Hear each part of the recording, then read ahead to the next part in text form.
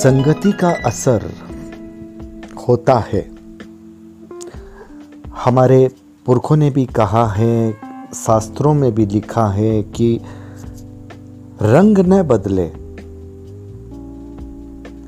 पर गुण तो बदल ही जाते हैं। अब आप कई बार ये भी सोचते होंगे कि साधु संतों के पास रहकर के भी, उनकी संगत में रहकर के भी, अगर कोई व्यक्ति गलत आचरण में दिखता है तो ये मन में सवाल आता है कि साधु संतों के पास रह करके, उनकी जिम्मेदारियां संभाल करके अगर आदमी गलत करे तो फिर संगति का असर कहां आया। नमस्कार, मैं संजय सनम, आप देख रहे हैं डिजिटल फर्स्ट न्यूज।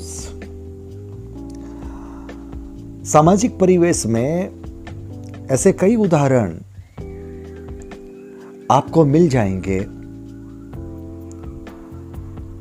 जो ये बताते हैं कि कोई व्यक्ति साधु संतों के पास रह रहा है, लेकिन उस व्यक्ति का आचरण मर्यादाहीन है।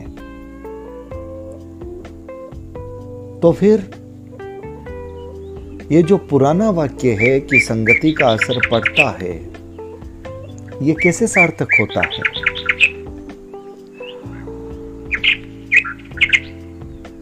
जबकि पुराने बहुत सारे उदाहरण हैं, वो ये कहते हैं कि साधु की संगत डाकू को भी साधु बना देती है।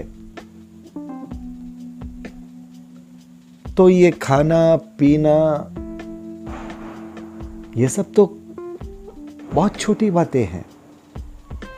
अगर साधुओं की संगत है तो फिर बदलाव होना चाहिए ना। अब सवाल यह है कि बदलाव क्यों नहीं होता? देखिए, इसकी एक वजह यह हो सकती है क्योंकि कई बार हमारे सामाजिक परिप्रेक्ष्य में ऐसे सवाल उठते हैं कि इस व्यक्ति को आध्यात्मिक पटल की इस संस्था का जिम्मेदार पद दे दिया गया।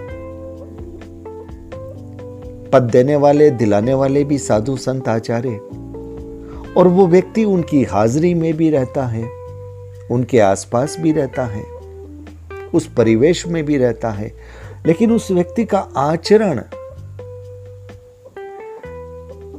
कई बार स्तरहीन, मर्यादाहीन देखा जाता है। ऐसा क्यों होता है? यह सवाल है। अब इसको आपको थोड़ा दूसरी तरीके से देखना होगा।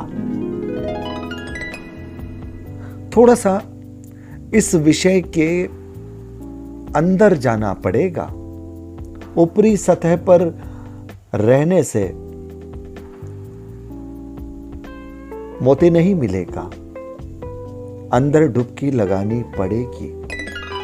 और जब आप अंदर डुबकी लगाओगे, आपके अपने ही सवाल के अंदर में जाओगे, रहस्य पर से पर्दा उठ जाएगा।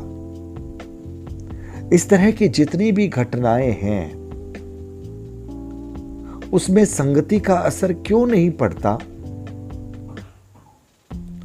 ये आपके मन में सवाल हो सकता है, लेकिन सच ये है कि संगति का असर पड़ता है। अगर इधर नहीं पड़ता तो उधर पड़ता है। कैसे? देखिए, सीधी सी बात है, अगर कोई दुराचारी व्यक्ति भी सच्चे, पक्के, धार्मिक, सद्भावना युक्त, सत्कर्म युक्त व्यक्ति के पास या फिर साधुत्व की पूरी प्रक्रिया में रंगे, उन सच्चे साधु संत आचार्य के पास रहता है, आता जाता है, तो निश्चित रूप से धीरे धीरे ही सही उसके संस्कार परिवर्तित होते हैं। लेकिन यहां पर एक शर्त है। शर्त क्या है? हम बोलते हैं साधु संत, लेकिन हम ये देखने की कोशिश नहीं करते कि जो शब्द हम कह रहे हैं उसका मर्म क्या वहां है। अगर उन्होंने सिर्फ परिधान साधु संत के पहन रखे हैं,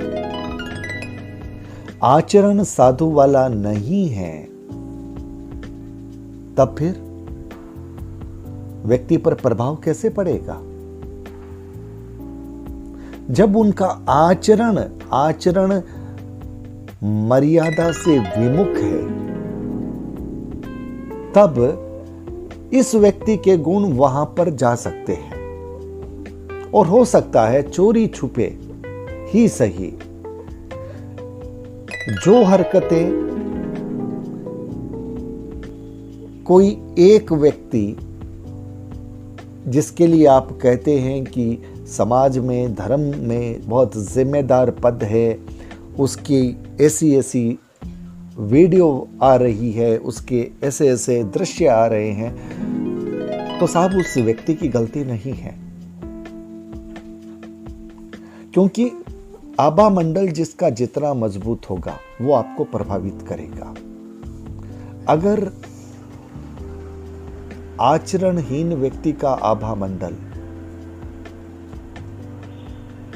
आपके आभा मंडल से मजबूत है, तो निश्चित रूप से फिर उसके गुण आपके अंदर आकृष्ट होंगे। बात साफ। अगर पक्के साधु संत हैं, मर्यादा वाले साधु संत हैं, स्वच्छ आचरण वाले साधु संत हैं, सद्भावना वाले साधु संत हैं, तो उनका आभा मंडल इतना तेजस्वी, इतना ओजस्वी होगा। उस आभा मंडल के पास में आने से उनके गुणों का प्रभाव हर उस व्यक्ति के पास पड़ेगा जो वहां पर आता है। यह संक्रमण है। हमने आज के दौर में वायरस का संक्रमण देखा है। आभा मंडल का जो ये स्पर्श है, ये जो फैलाव है, जो विस्तार है, जो प्रभाव है, वह बहुत महत्वपूर्ण है। लेकिन प्रभाव तब पड़ता है जब साधु संत सच्चे और पक्के होते हैं। इसलिए हम उस व्यक्ति को कोसते हैं। उस व्यक्ति को मत कोसिए। वो व्यक्ति जहां था वही है। वो व्यक्ति पहले भी वही था, आज भी वही है। लेकिन अगर देखना है तो अपने साधु संतों की तरफ देखिए। वो कहीं छुपके छुपके कुछ ऐसा वैसा तो नहीं कर रहे। क्योंकि अगर वो उस व्यक्ति को प्रभावित नहीं कर सके, उस व्यक्ति को मर्यादा में नहीं ला सके, तो फिर समझ लीजिए संगति का असर इधर पड़ेगा। इनकी मर्यादा जो टूटी हुई है वो और ज्यादा टूटेगी। ये और घृणित कृत्य करेंगे। यह बात मैं इसलिए कहना चाहता हूं कि हम एक विषय को देखते हैं, उस विषय के दूसरे चेहरे को नहीं देखते। हम ये देखते हैं इस पर प्रभाव क्यों नहीं पड़ा, लेकिन हम ये नहीं सोचते कि प्रभाव नहीं पड़ने की असली वजह क्या है।